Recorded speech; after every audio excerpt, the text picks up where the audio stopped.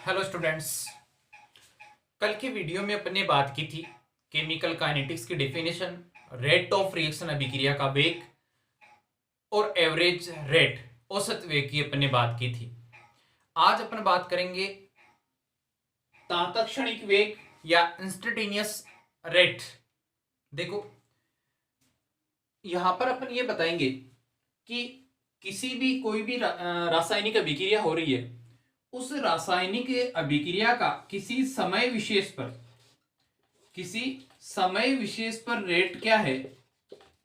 समय विशेष का मेरा यहां पर मीनिंग ये है कि समय में स्मॉल चेंज की तुरंत इंस्टेंट पता करना, अपने को रेट का तुरंत पता करना। इंस्टेंट कैसे कि कोई रिएक्शन है T1 टाइम पे, कोई रिएक्शन है वो स्टार्ट हुई है, ए रिएक्टेंट स्पीसीज है, T1 से 1 सेकंड बाद में T2 मान लो वो टाइम। इस स्मॉल चेंज में कंसंट्रेशन में कितना क्या चेंज हुआ है उसको अपन क्या बोलेंगे, अभी इंस्टेंटेनियस रेट।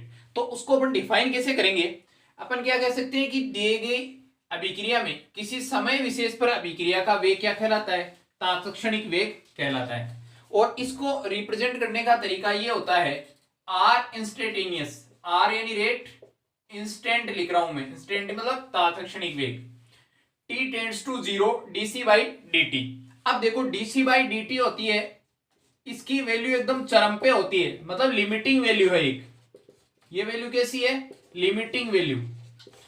और t tends to 0, t tends to 0 का मतलब होता है टाइम जीरो की तरफ अप्रोच हुआ है, क्योंकि इंस्टेंट एक बहुत कम चेंज में अपन ने बात की है, तो टाइम किसकी तरफ, जीरो की तरफ अग्रसर होता है, तो t टेंड्स टू 0।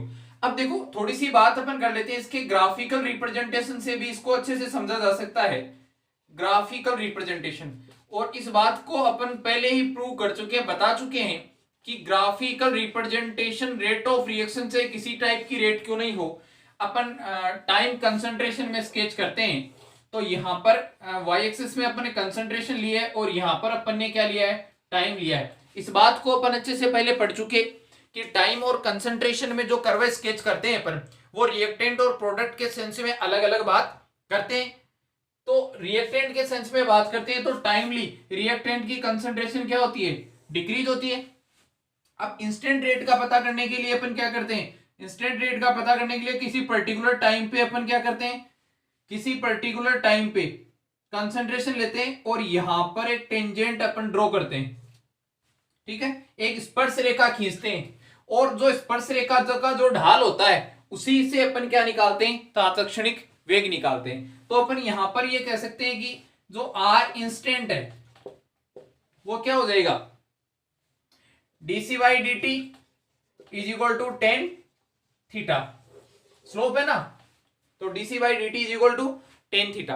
अब इसी तरह से ग्राफिकल रिप्रेजेंटेशन अपन प्रोडक्ट का भी कर सकते हैं। प्रोडक्ट में कर्व कैसे आ जाएगा, कंसंट्रेशन और टाइम तो है, और कर्व कैसे आ जाएगा इसमें, इस तरह से आ जाएगा, ठीक है। यह हुई बात तात्क्षणिक वेग की। अब अपन आगे बात करते हैं स्टाइक्योमेट्री, किसी रिएक्शन की स्टाइक्योमेट्री को लेकर रेट ऑफ रिएक्शन कैसे पता करते हैं। तो देखिएगा,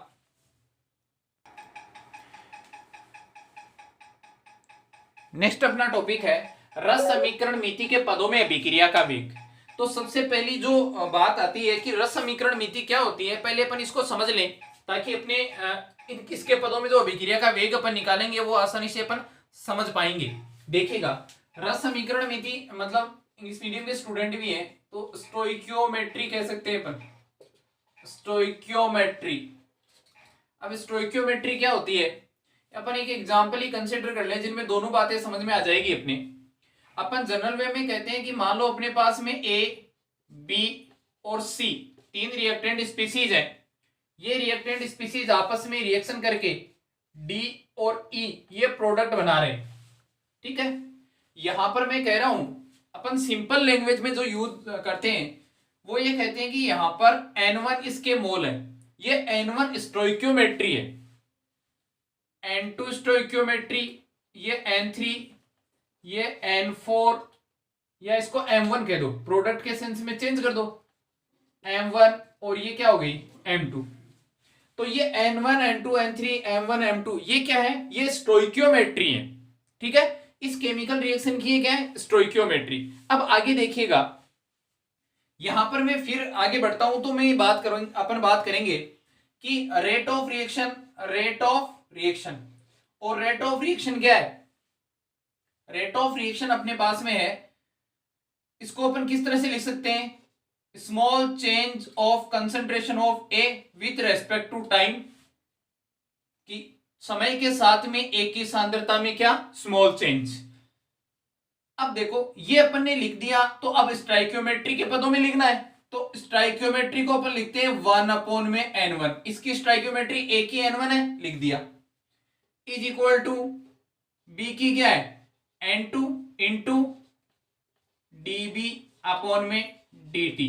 सेम वे यहां क्या हो जाएगी, 1 में n3 dc by dt is equal to, ये इसको भी इक्वल करना है अपने को, तो इसकी स्ट्राइकोमेट्री क्या हो जाएगी, m1 dd by dt is equal to 1 में m2 de बाई dt। यहां पर ये d स्मॉल चेंज को रिप्रेजेंट करता है और कैपिटल D यहां पर कंसंट्रेशन को बताता है। देखिएगा अपन ने ये चीज कल पहले वाले वीडियो में ये चीज अपन पढ़ चुके, क्या थी कि यहां पर रिएक्टेंट के सेंस में कंसंट्रेशन में टाइम के साथ में जो चेंज हो रहा है, डेफिनेटली वो चेंज कमी है, और इस कमी को बताने के लिए यहां पर अपन कौन सा सिंबल यूज करते हैं, माइनस, यहां पर प्लस लगा दो वरना कोई दिक्कत नहीं है। तो ये स्ट्राइक्योमेट्री, अब इसके बेस पे अपन बहुत सारे न्यूमेरिकल भी अपन आगे करेंगे, जिससे अपन आराम से पहले अपन किसी भी रिएक्शन, जो भी रिएक्शन गिवन है या नहीं भी दी जा सकती है, लैंग्वेज में क्वेश्चन दे सकता है, तो पहले अपने को इसकी स्टोइकियोमेट्री और रिएक्शन को बैलेंस करके अपने को बनानी आनी चाहिए, उसके बाद में ही अपन रेट ऑफ रिएक्शन डिटरमाइन कर पाएंगे। जैसे अपन एक एग्जांपल लेते हैं,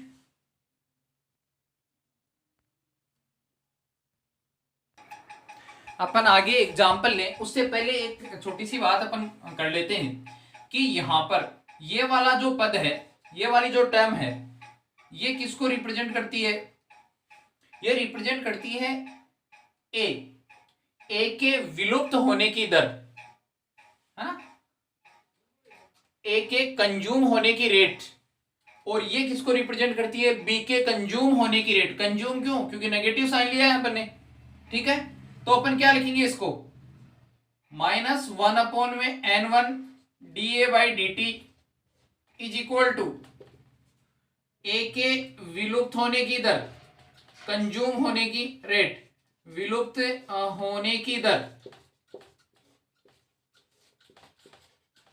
सेम वे बी और सी का भी यही हाल है। और यहां पर अगर अपन बात करते हैं 1 में m1 dc बाई dt, इसका मतलब यहां पर यह है सी के बनने की दर, रेट ऑफ फॉर्मेशन, सी के बनने की दर,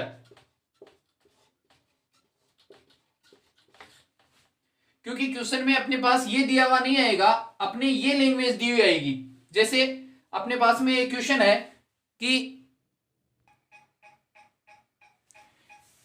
एक रिएक्शन है N2 3S2, किसमें चेंज हो रही है, 2NH3 में, गैसीय स्टेट में प्रोडक्ट भी गैसीय स्टेट में बन रहा है, ठीक है ना। ये थर्मोकेमिस्ट्री में अपन इसी तरह से रिएक्शन को डील करते हैं। खैर यहां पर ये कह रहा है N2 तथा H2 के विलुप्त होने तथा अमोनिया के बनने को किस प्रकार व्यक्त करेंगे, है ना, बनने की दर को या वेग को भी कह सकते हैं अपन, को किस प्रकार प्रदर्शित करेंगे। देखिएगा ये एकदम सिंपल है, ये क्वेश्चन है, ये अपन कोई एग्जाम के पॉइंट ऑफ व्यू से इंपॉर्टेंट नहीं है, एक स्ट्रेटजी के पॉइंट ऑफ व्यू से इंपॉर्टेंट है कि अपन इससे आगे की तरफ मूव करेंगे, अब टिपिकल एग्जांपल की तरफ मूव करेंगे। तो ये तो सिंपल रिप्रेजेंटेशन है, यानी अपने को ये रिएक्शन दी हुई है तो इसी रिएक्शन को फोकस करो।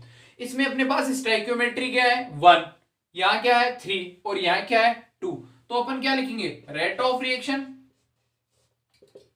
इज इक्वल टू, अपन ने रिएक्शन क्या होनी चाहिए थी भाई, ऐसे लिखेंगे अपन d n2 बाई dt।